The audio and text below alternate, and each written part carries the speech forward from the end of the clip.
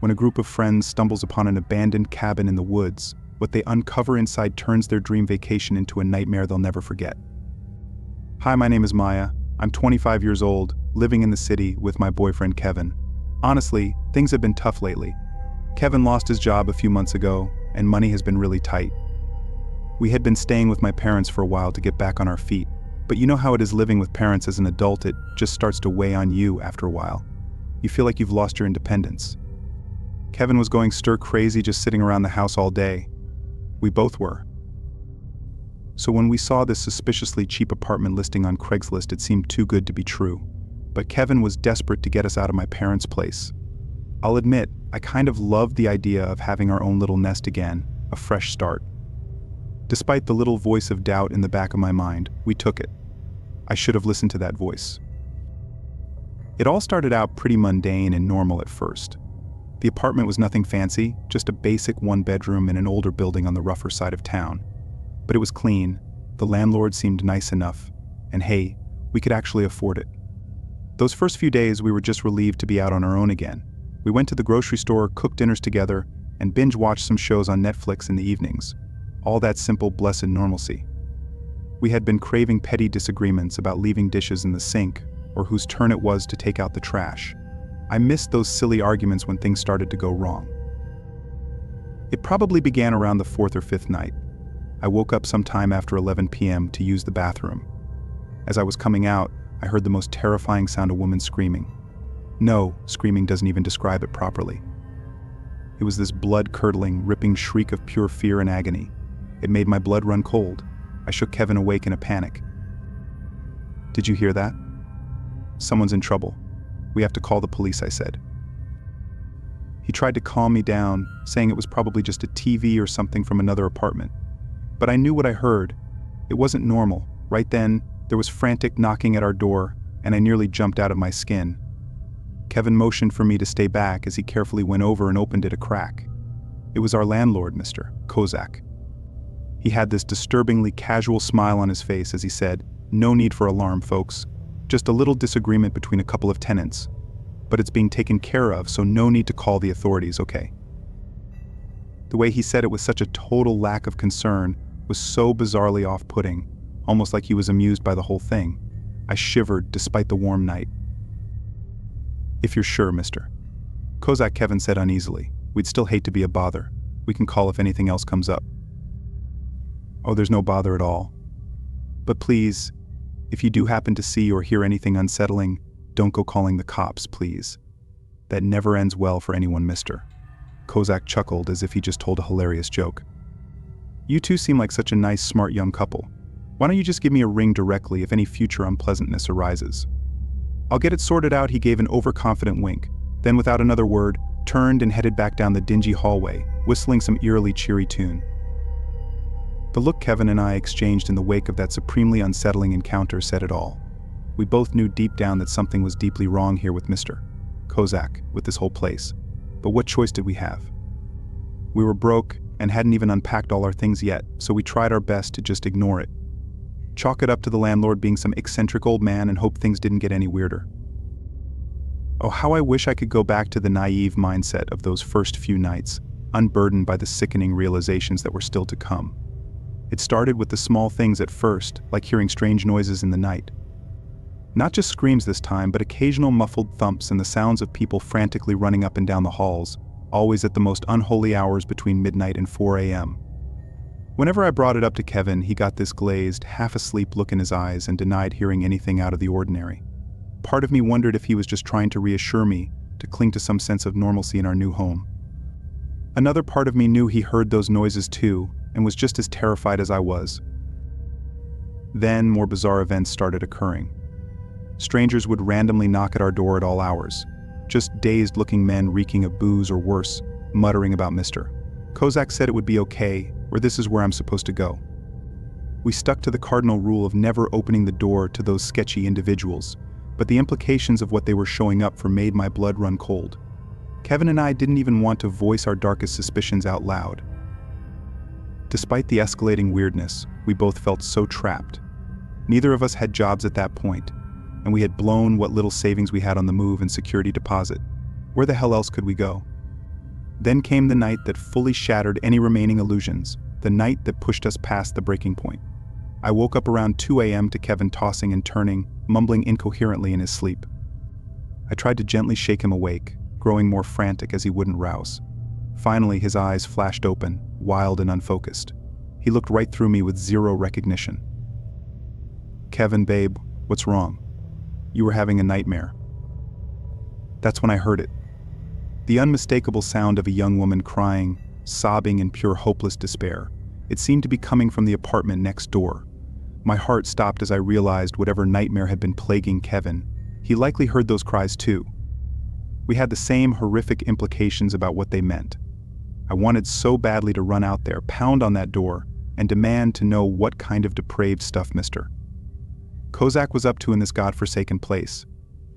But I'd seen enough crime documentaries to know that's exactly how young women end up dead and abandoned in lots.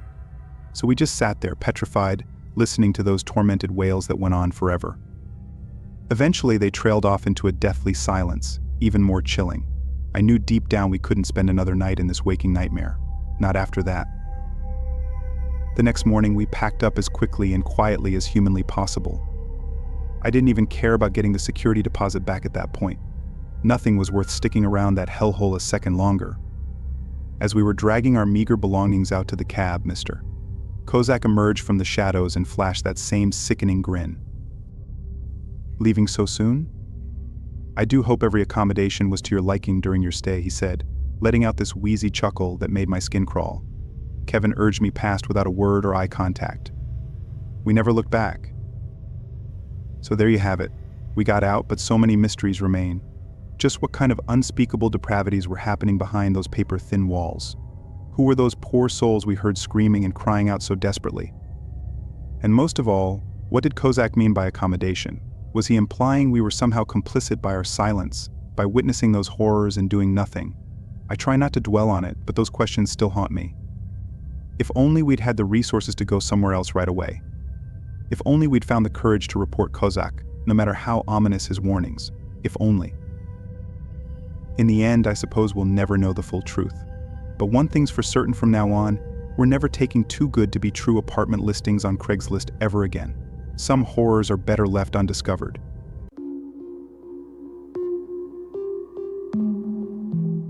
Trapped in a remote cabin with a sadistic psychopath, one woman must navigate a harrowing night of terror to survive. I opened my mouth, but the words wouldn't come out. He took a step closer, then another.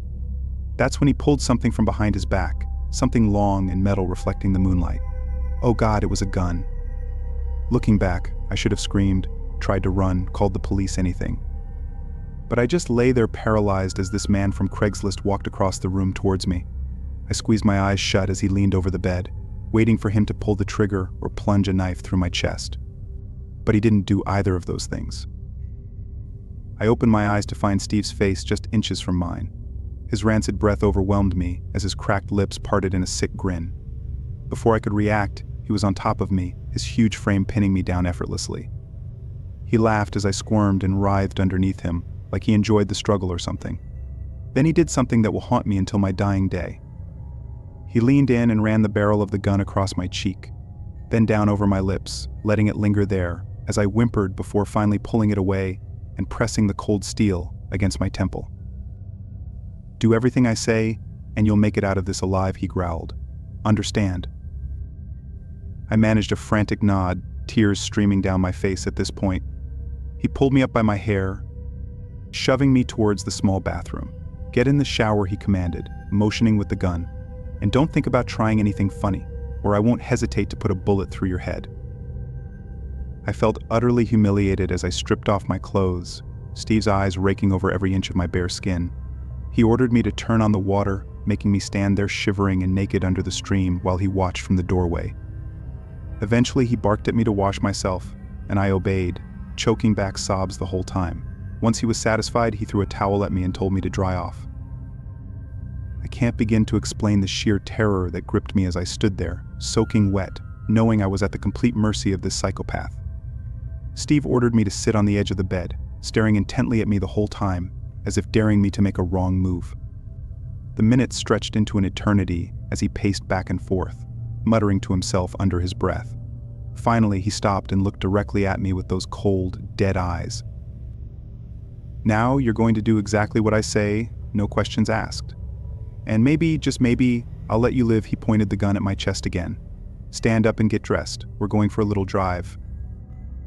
My heart pounded in my chest as I hurriedly pulled on my clothes, praying for some kind of miracle to get me out of this.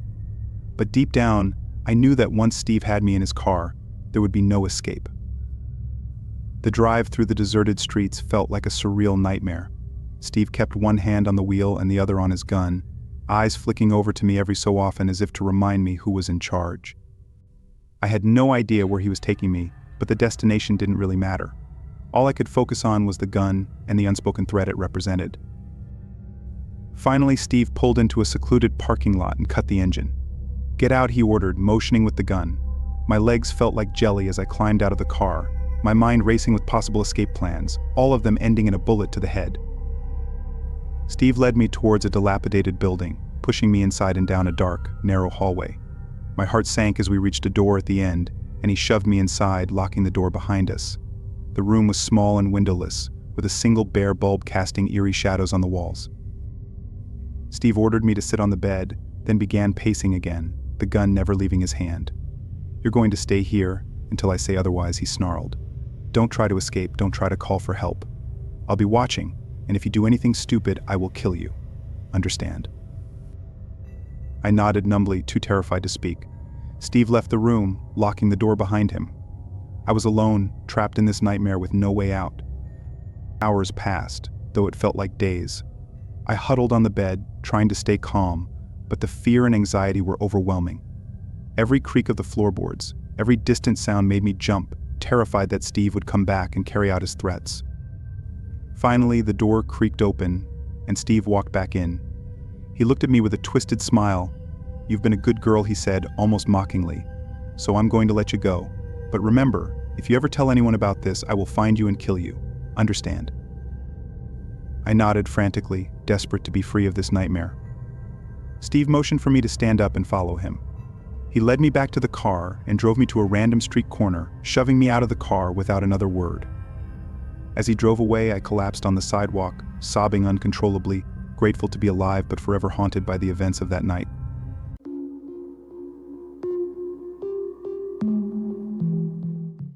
What would you do if you found a hidden compartment in your new car, filled with chilling secrets that suggest the previous owner was a monster? Hey, I'm Martin, but some folks call me Hope. I'm 34 and a software developer living in Seattle. Recently, I've been going through a tough time. My girlfriend Jen and I broke up 6 months ago after being together for 5 years. It was messy, and I'm still not over it. I decided to move and get a fresh start, which included selling my car because it held too many memories of Jen and me. I found a decent deal on Craigslist for a 2015 Honda Civic. I had no idea that buying this car would turn my life into a nightmare. When I met the seller to check out the car, everything seemed normal. The seller, Bill, was a middle-aged guy who was very friendly. He said he was upgrading to a newer model. The car looked good, no major dents or scratches. I took it for a test drive, and everything seemed fine. We finalized the paperwork for $8,500, and I drove my new Civic back to my apartment. A few days later, I decided to clean the interior. That's when I made a disturbing discovery.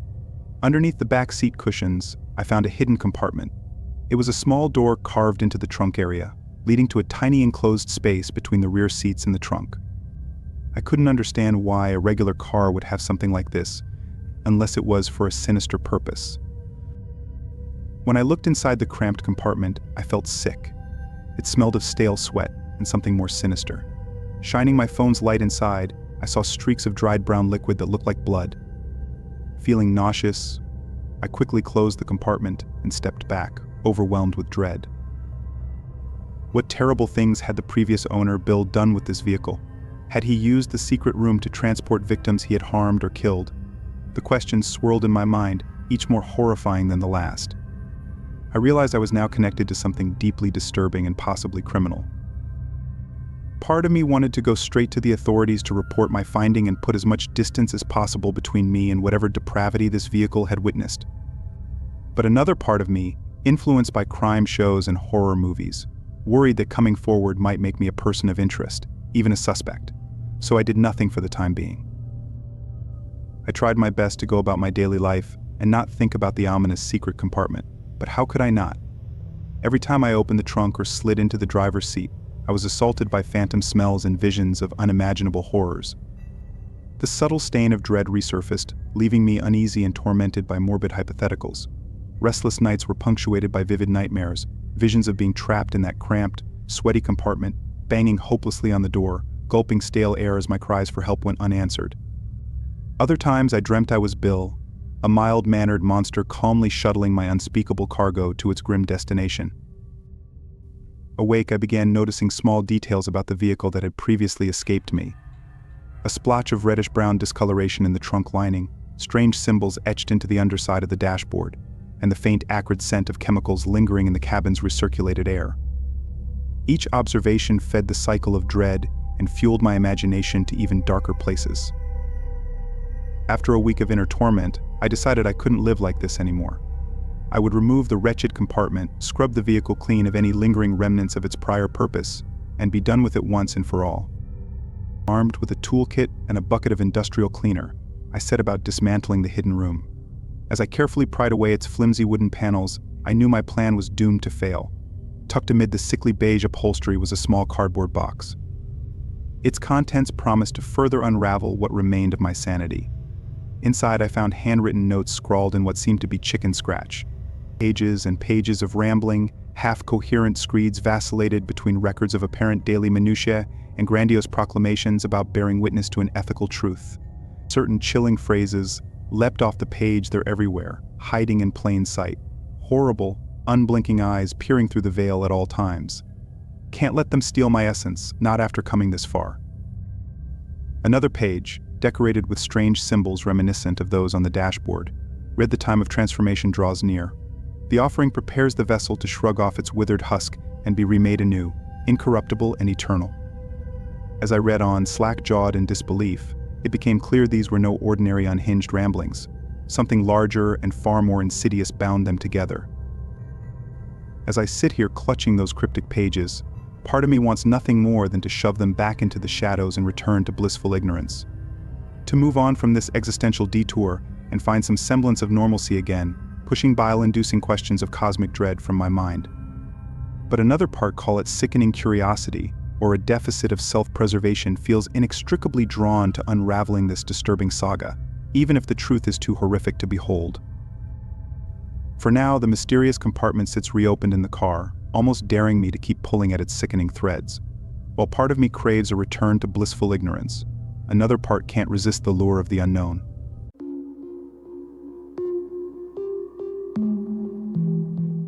Imagine hearing strange noises in the middle of the night, only to discover something chilling left outside your front door. This happened to me after I posted my address online. You won't believe what happened next. I've been home alone for a few days in an empty apartment. Recently, my boyfriend got a great job offer in another state. We've wanted to leave Florida for a while, so when he got the job, we packed up and moved, even though we'd already paid rent for a whole month at our old place. I didn't get to say goodbye to some close friends, so I came back alone to spend a couple more weeks here. Luckily, my job allows me to work remotely, so I still have a good place to work and keep busy. The apartment isn't completely empty because I had a big piece of furniture that I decided to sell instead of moving it. I listed it on Craigslist with my address. The furniture sold the same day, but after that, strange things started happening. At first, I didn't think much of it. I have a cat, so I'm used to hearing noises. I thought it was just him being mischievous. But then I remembered we took the cat to our new place. While lying on my air mattress reading, I heard a lot of noise from the kitchen. I found some cups that had been on the counter were now on the floor. I thought the fan blew them off, but it didn't make sense. The cups had been there all day, and the fan had been on for hours. I tried not to think about it, turned off the lights, and went to sleep. Around 3 a.m., I woke up to a strange noise like someone shaking a jar of coins or keys. It was really loud and seemed to come from outside. As soon as I got out of bed, the noise stopped. I couldn't find the source, so I went back to bed with the lights on. In the morning, I noticed all the lights were off. I don't sleepwalk, so I couldn't understand why. Later, I couldn't find my keys in my purse. I thought maybe I left them in the freezer with the groceries or on the kitchen counter, but I checked everywhere, and they weren't there. Then I remembered the jingling sound I heard during the night. I checked outside even though it was unlikely for my keys to be there. The only way they could have ended up outside is if they fell out of my bag when I came into the house. I stepped outside and there were my keys on the welcome mat outside my front door, covered in something red. That's when I realized I might have messed up by putting my address on Craigslist for that ad. I'll see what happens tonight. But I'll be honest, I'm starting to think I might leave early and not stay here for the rest of the rent.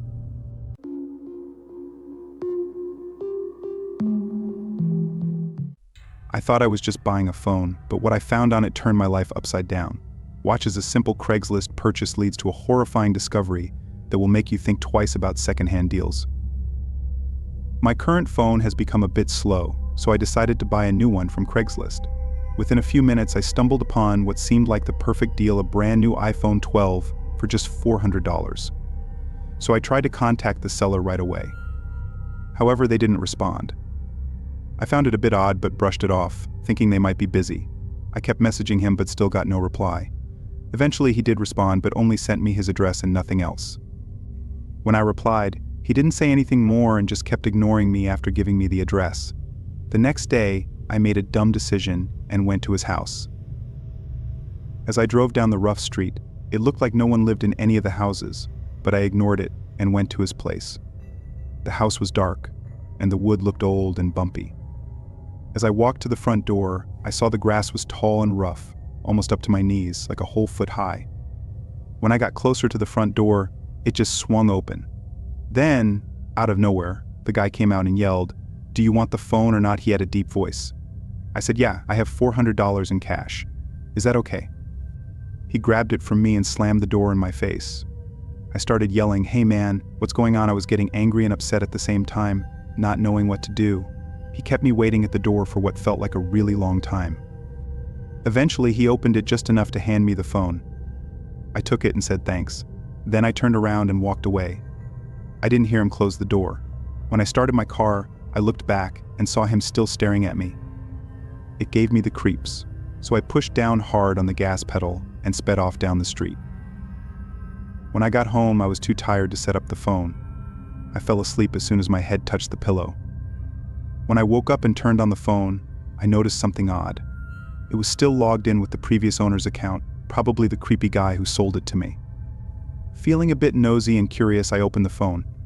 It turns out the guy didn't even have a password. When I went to the Photos app, there were no photos in the camera roll. But then I checked the albums, and that's when I found something. There was an album titled "A Fun Night" with a winking emoji at the end. I thought the pictures or videos in there would be really unique, but they weren't. There were only 2 videos. Then I did something I regretted. I played the first video. When it started, the screen was black, and all I could hear was the sound of gentle rain. After a few seconds, the camera moved up. It startled me. It happened so fast. The camera was facing a car outside. It stayed focused on that car for more than 30 seconds. What's happening? I thought to myself, confused as I sat on my bed watching this video. Then suddenly, a woman opened the car door and stepped out. I didn't know this woman and had never seen her before. The camera kept focusing on her, and then a man started laughing like a maniac. That's when I froze. I recognized that voice. It was the same voice as the man who sold me this phone. I wondered, is this video some kind of joke? After the first video ended, I watched the second one. I noticed it was much longer than the first. The first one was 2 minutes long, but this one was 7 minutes. It began with a black screen and the sound of rain, just like the first one. But this time it was in an old warehouse. Around 45 seconds in, I heard faint crying like a woman's. I didn't watch the video because my gut feeling told me something wasn't right. I didn't waste any more time and called the police. I showed them the video and explained how I got the phone. Thankfully, they took it seriously and went to the creepy guy's house, but he was already gone. The house wasn't his. It was just an abandoned house. The police took my phone to find more information. It has been a while and I still haven't gotten my phone back. So next time I should just buy a phone from a mobile shop.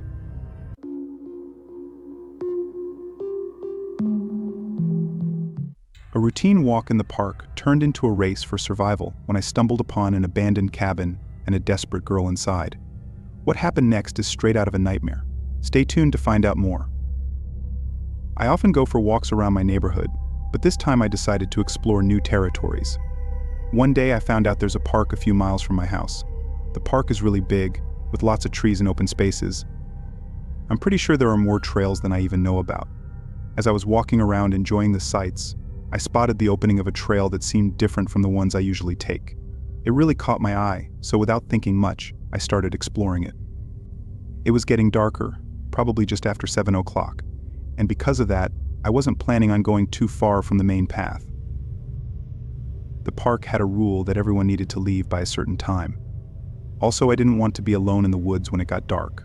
So after walking for a bit, I ended up leaving the main trail and exploring a different part of the park. I must have walked for more than a mile. When I figured it was time to head back home, it was getting darker, and I was worried about getting lost. But just before I decided to go back, I saw a cabin off to the left in the distance. I don't know why, but I felt like I had to check it out. I'm really glad I did, even though the night turned out to be the scariest night of my life. As I approached the cabin, the daylight seemed to fade away rapidly, making everything dark. I knew I should have left, but I couldn't resist checking out the cabin. I started worrying about how far I'd wandered, thinking I might be on someone's private land. This park I'm talking about isn't like a camping site or anything. It's just a regular park. The cabin looked abandoned and hadn't been taken care of for years. I walked around it, staying at least 20 feet away in case someone was there. Suddenly I heard a loud noise like someone hitting something really hard. It scared me, and I almost ran off, but then I took a few steps closer to see where the noise was coming from. When I went to the back of the cabin, I saw a girl about my age in the basement banging on the window and shouting for help. I could tell right away that something was really bad. I ran to her and tried to open the window, but then she looked even more scared and signaled me to be quiet by putting her finger to her lips. I understood right away that she wanted me to stay silent. I saw I couldn't open the window, and I knew I had to do something fast. So I tried to call the police on my phone, but there was no signal. I felt trapped, not knowing what to do. The girl kept looking at the door, and I could tell someone was about to come. I didn't waste any more time. I turned around and ran back towards the trail as fast as I could. My mind was racing, and I knew I had to get to the main path before it got any darker. I didn't look back and just kept running. As I ran, I heard footsteps behind me getting closer. I didn't stop or slow down, just kept running faster. It felt like forever, but I finally reached the main path. The footsteps behind me stopped, but I didn't slow down. I kept running until I got out of the park. Once I was out, I called the police and told them everything. They searched the area and found the girl and the cabin. It turned out she had been kidnapped a few days earlier. I was glad she was safe, but it took me a long time to feel safe myself. Now, I always stick to the main trails and never wander off alone.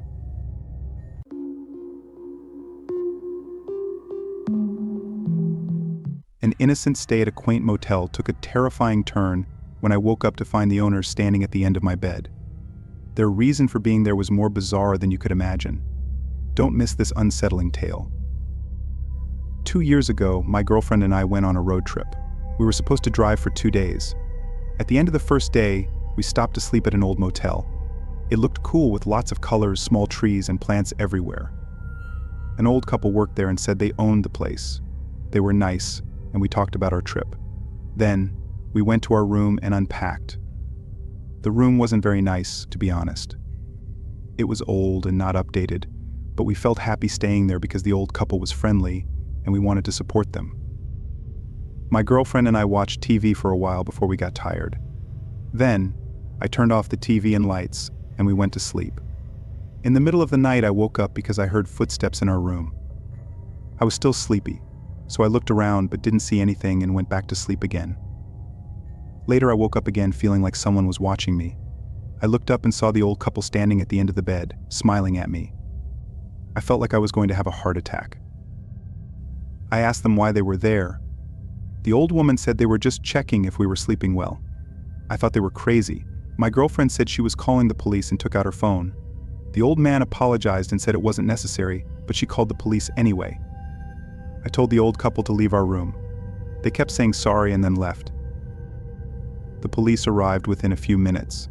The old couple confessed to entering our room with a spare key, but they still said they just wanted to check if we were okay. This was one of the weirdest things I ever heard. The police asked if we wanted to press charges, but we said no. I felt sorry for them and thought they were just strange.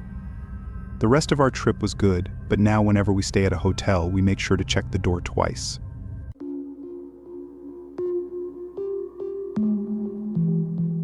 Moving to a new city is always challenging, but nothing prepared me for the sinister behavior of my new roommate. What I found in his room one night made my blood run cold. Watch to uncover the eerie truth. About 10 years ago, I moved to Seattle. When I arrived, I didn't have a job or a place to stay. It's hard to rent a place without a job, even though I had some money saved up.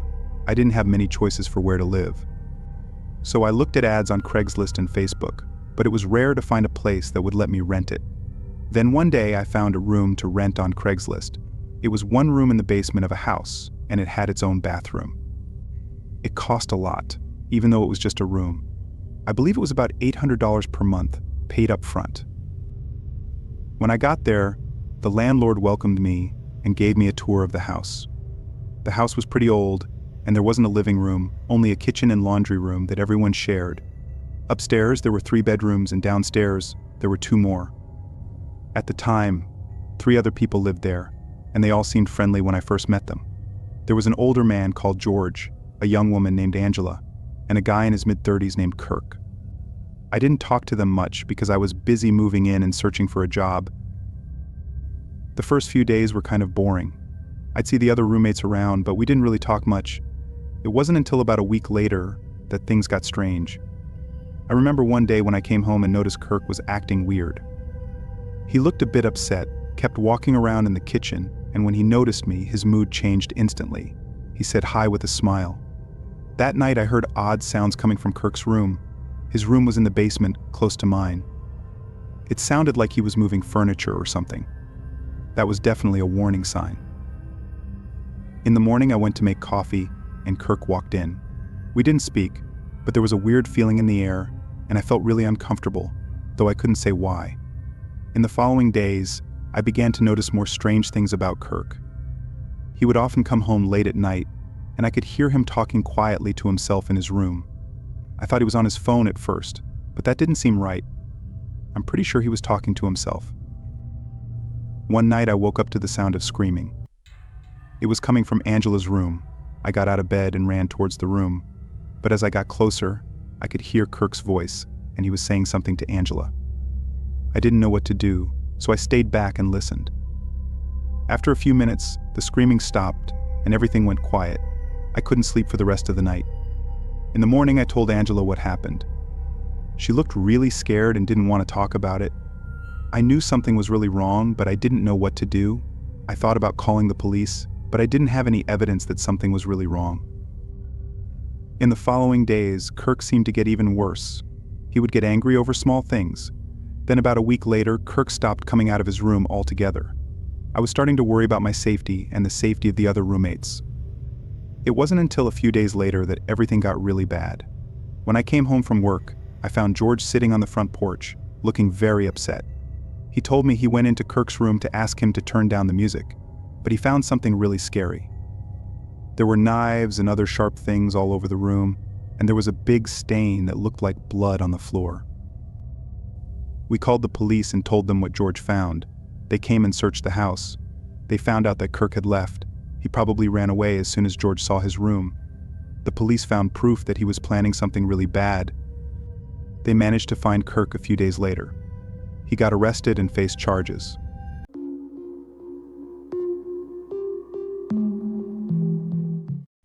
When I put my dining room set up for sale on Craigslist, I never expected it would lead to a life-threatening encounter with a man hiding in my pantry, armed and ready to strike. I was selling a dining room set on Craigslist for $1,200 and included slightly negotiable in the title. It was a good-looking set, but I wasn't getting any offers, likely because I lived in a rural area. Eventually, I received a call from a man who sounded a bit off but wanted to check out the set. I gave him my address, and he said he'd be over within the hour. I dusted the furniture one more time to make it look as nice as possible. The doorbell rang within 10 minutes, surprising me because he must have lived nearby, which was unusual in my area. I opened the door and immediately felt uncomfortable about letting this man into my house. He wore a stained undershirt, baggy pants with tears, and had a gray mustache stained brown in the middle. His hair was a complete mess. Despite my discomfort, I invited him in.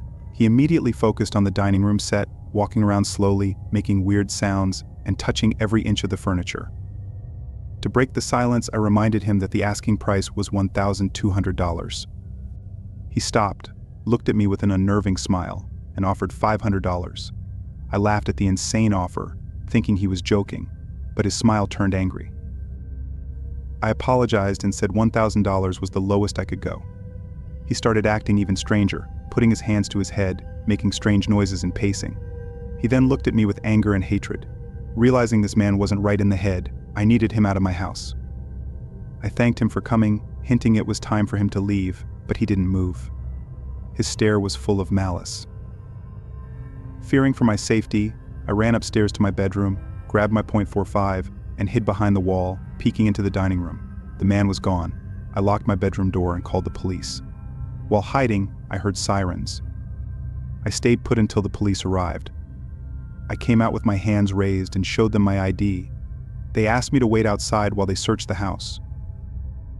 After about 5 minutes, the police emerged with the man in handcuffs. They told me he was hiding in my pantry closet with a loaded gun. It felt like a miracle that the police weren't shot. What still haunts me is the look of malice and hatred he gave me from the police car as it drove off. I can't shake the fear that he'll come back for me once he gets out of jail. I'm seriously considering moving to escape the constant paranoia.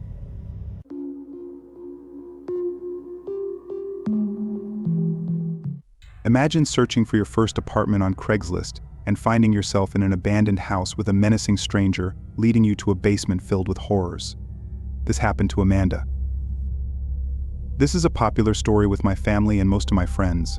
Amanda, my brother's girlfriend, was looking for her first apartment and decided to find a roommate online. She found an ad on Craigslist titled "Roommate Wanted Females Only."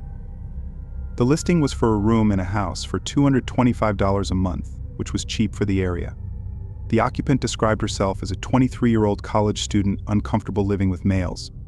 Amanda liked the place, but there was only one photo of the house's exterior. She emailed the occupant and quickly got a reply with details and a time to visit. When Amanda arrived, there was a handwritten note on the front door saying, "Door broken, use back door. The house looked nice but slightly unkempt." She knocked on the back door, and an older man answered, claiming to be the landlord. He said the occupant was out and had asked him to show her around. Amanda felt uneasy as the man, who appeared to be in his 40s and unkempt, showed her the house. Only the kitchen light was on, and there was no furniture. The landlord was irritable, rushing her through the rooms and only letting her look briefly. He refused to open one room, saying it was the occupant's and he didn't want to invade her privacy. Amanda noticed the front door had a plank nailed across it. Feeling increasingly uneasy, Amanda thanked the man and tried to leave. He then insisted on showing her the basement, claiming it was recently furnished. They were in a small hallway near the basement door, which opened outward, creating a barrier. The basement was pitch black, and he motioned for her to go down first. At that moment, Amanda received a text. Thinking quickly, she pretended it was a call from someone outside the house. She excused herself and walked out the back door, sprinting to her car and speeding away. At home, she told her family everything, and they called the police. The Craigslist post had been removed, and the house had been abandoned for over 6 months. In the room the landlord didn't open, police found a pile of dirty blankets, rotten food, and empty jugs. The walls were covered with ripped-up pages from porn magazines. In the basement, they found a thin piece of fishing twine at shin level across the stairs, a broom handle wrapped in leather belts, and a small box with rolls of assorted teeth.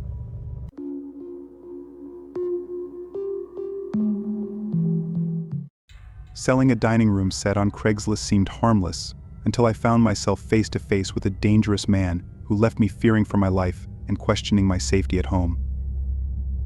I was selling a dining room set on Craigslist for $1,200 and included slightly negotiable in the title. It was a good-looking set, but I wasn't getting any offers, likely because I lived in a rural area. Eventually, I received a call from a man who sounded a bit off but wanted to check out the set. I gave him my address, and he said he'd be over within the hour. I dusted the furniture one more time to make it look as nice as possible. The doorbell rang within 10 minutes, surprising me because he must have lived nearby, which was unusual in my area. I opened the door and immediately felt uncomfortable about letting this man into my house. He wore a stained undershirt, baggy pants with tears, and had a gray mustache stained brown in the middle. His hair was a complete mess. Despite my discomfort, I invited him in. He immediately focused on the dining room set, walking around slowly, making weird sounds, and touching every inch of the furniture. To break the silence, I reminded him that the asking price was $1,200. He stopped, looked at me with an unnerving smile, and offered $500. I laughed at the insane offer, thinking he was joking, but his smile turned angry. I apologized and said $1,000 was the lowest I could go. He started acting even stranger, putting his hands to his head, making strange noises and pacing. He then looked at me with anger and hatred. Realizing this man wasn't right in the head, I needed him out of my house. I thanked him for coming, hinting it was time for him to leave, but he didn't move. His stare was full of malice. Fearing for my safety, I ran upstairs to my bedroom, grabbed my .45, and hid behind the wall, peeking into the dining room. The man was gone. I locked my bedroom door and called the police. While hiding, I heard sirens. I stayed put until the police arrived. I came out with my hands raised and showed them my ID. They asked me to wait outside while they searched the house. After about 5 minutes, the police emerged with the man in handcuffs. They told me he was hiding in my pantry closet with a loaded gun. It felt like a miracle that the police weren't shot. What still haunts me is the look of malice and hatred he gave me from the police car as it drove off. I can't shake the fear that he'll come back for me once he gets out of jail. I'm seriously considering moving to escape the constant paranoia.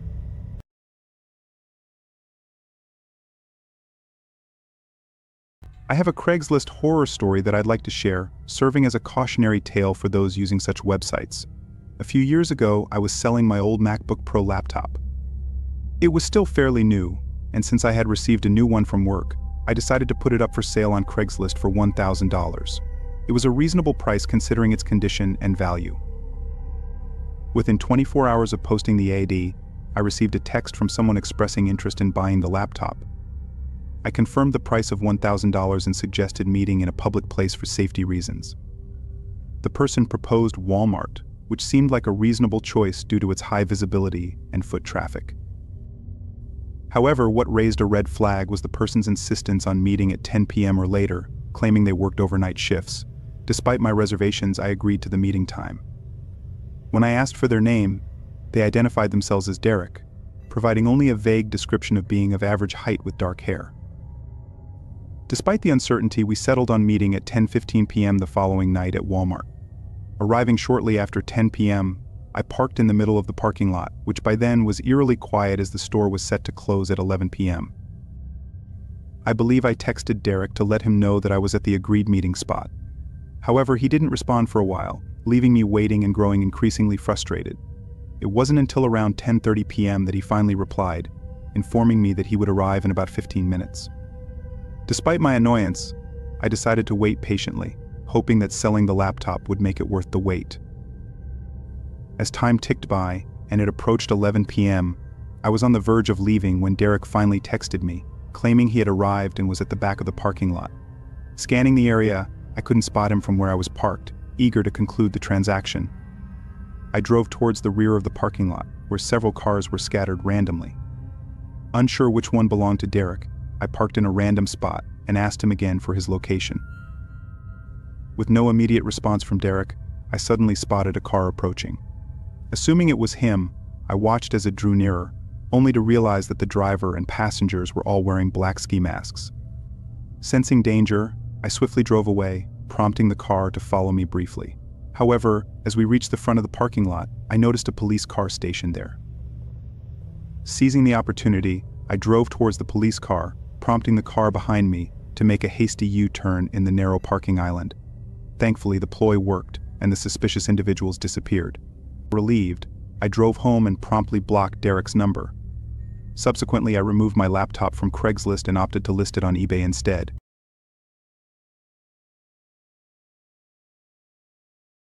Roughly 2 years ago, I decided to sell my old phone on Craigslist after upgrading to a new one. The phone was only 2 years old and in good condition, so I thought it would attract buyers. After considering eBay, Facebook Marketplace, and Craigslist, I opted for the latter, prioritizing a quick sale over making a profit. Listing the phone at a reasonable price, I received a text message expressing interest within a few hours. The potential buyer, Molly, seemed eager, so we arranged to meet the following day outside a local strip mall, conveniently located for both of us. When we met, the transaction went smoothly, and Molly purchased the phone without any issues. Everything appeared normal during our brief interaction, and there were no red flags. However, things took a strange turn in the days that followed.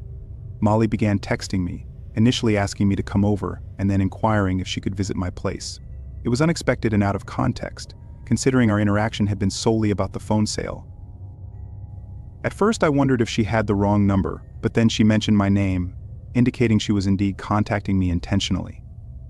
I had no interest in pursuing any further interaction with Molly beyond the sale, and her persistent texts, which continued late into the night and into the next morning, left me feeling uncomfortable and confused. Once again, Molly persisted in her attempts to come over, ignoring my previous attempts to deter her. Feeling increasingly uncomfortable, I lied and told her I had a girlfriend, hoping she would take the hint and leave me alone. However, Molly disregarded my statement, insisting it didn't matter, and continued texting me as if we were close friends, asking about my activities. Feeling bewildered by her behavior, I asked her to stop, but she became angry and started hurling insults at me. Frustrated and alarmed, I decided to block her, hoping to put an end to the unsettling situation. Little did I know, the ordeal was far from over. Later that same night, I heard a knock at my front door. Peering through the window, I was stunned to see Molly standing outside. How did she find out where I lived? It was alarming to think she might have followed me home. Reluctantly, I answered the door, intending to firmly tell her to leave. However, as soon as I opened the door, Molly launched into a tirade of curses and refused to leave. Growing increasingly aggressive, she attempted to enter my house. In a panic, I slammed the door shut and locked it, but she persisted, banging on windows and trying to force her way inside. Realizing I needed help, I called the police and waited inside. Molly continued her relentless assault on my home, banging on windows and attempting to open doors. Even when I tried to reason with her through a window, she remained undeterred. Thankfully, the police arrived and were able to intervene, putting an end to Molly's alarming behavior. Subsequently, I obtained a restraining order against her, as I couldn't comprehend why she fixated on me so intensely. I suspected drugs might be involved, but I couldn't say for sure. This experience served as a stark reminder to exercise caution when using platforms like Craigslist or Facebook Marketplace.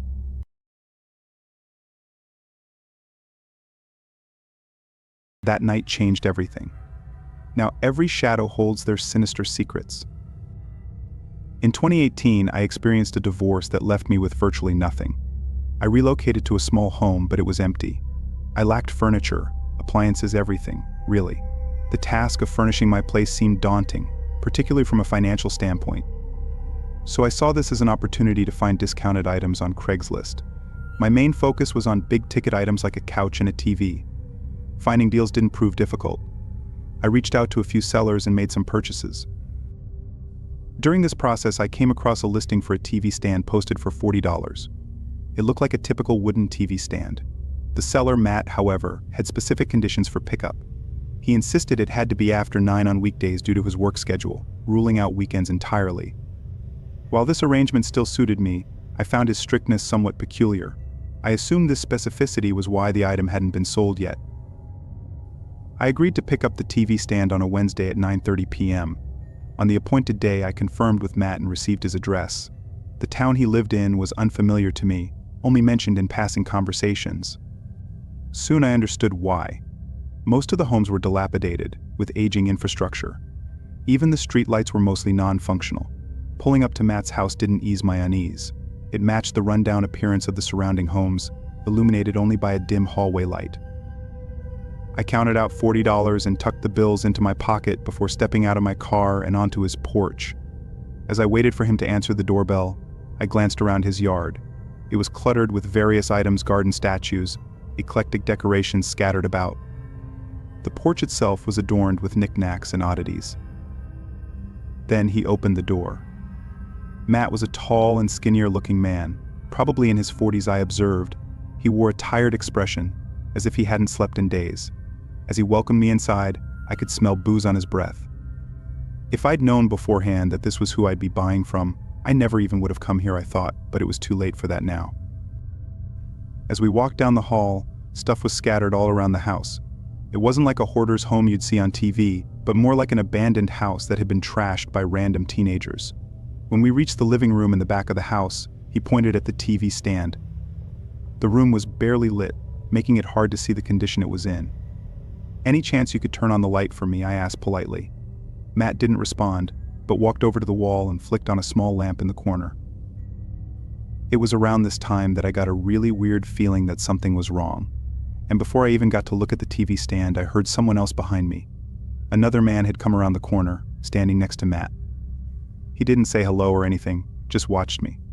I was really unsure what to make of this and didn't want to overreact right away, but I was also getting really uncomfortable as that eerie feeling only grew larger. I was standing there trying to think of what to say or do, but then Matt walked past me and stood in front of the TV stand. They were now on either side of me, facing me and not speaking. Several long seconds passed as nobody spoke or moved. Before I quickly walked past the other guy and down the hallway toward the front door, I made a hasty exit.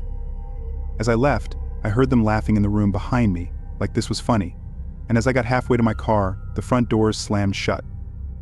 I can't even find any reasons for what occurred that night or what those two guys were trying to do. Maybe it was just some sick joke they were pulling, trying to get me to freak out, or maybe it was something more sinister. I don't plan on finding out though.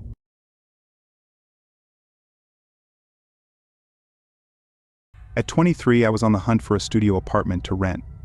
Fresh out of college, I had next to no money, barely scraping by on a bit more than minimum wage. My primary focus was finding the cheapest possible option available. Initially, I searched for both one-bedroom apartments and studios. However, as the weeks went by, it became increasingly clear that those options were simply not financially feasible. Reluctantly, I turned to Craigslist, despite its less than stellar reputation. One of my friends had a positive experience and recommended it, so I decided to give it a shot. On the first day of browsing Craigslist, I didn't come across anything suitable, though the sheer volume of listings gave me a glimmer of hope. Unfortunately, none of them matched my location or price requirements.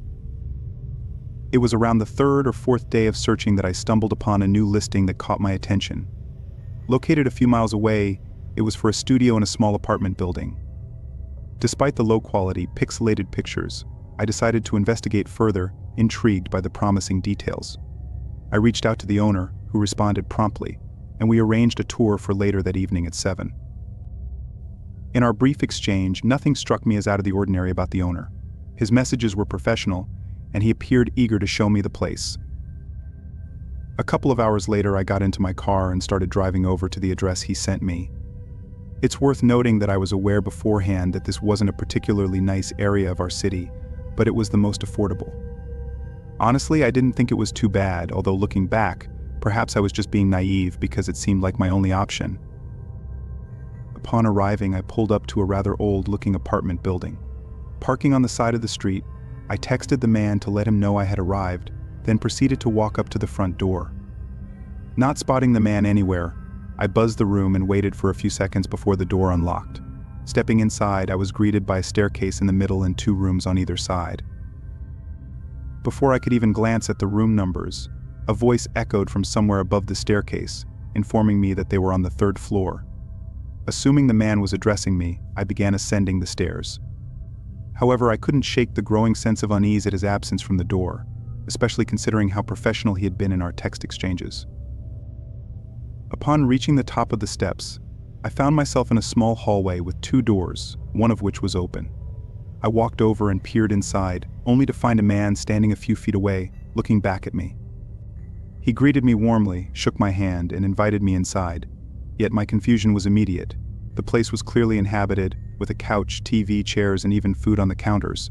It was unmistakably lived in. "Does someone else live here?" I asked kindly. The man quickly replied with a short laugh and said, "No one lived here and everything would be gone by tomorrow." I smiled and said, "Okay, though that response didn't sit right with me." He started leading me further in, pointing out features of the place. But it suddenly dawned on me that this wasn't even a studio. There were multiple doors, surely leading to other rooms. This was at least a 1 or 2 bedroom apartment. and there was no way the price could be what he said it was. It seemed like he noticed my suspicions as he stopped what he was saying and moved toward the hallway. He opened one of the doors that clearly led to a bedroom and started telling me to take a look inside. But before I could answer, we were interrupted when my phone chimed. I pulled it out of my pocket and checked who it was.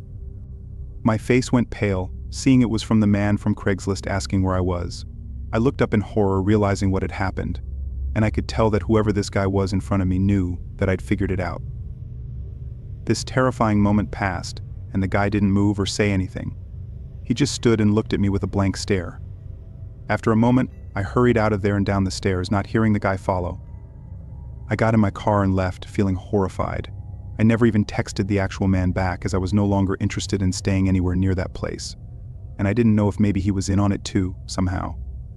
But whoever that guy was who lured me into his home was so close to being able to probably abduct me. I don't know. And I don't even want to know. But I never opened Craigslist again after that night.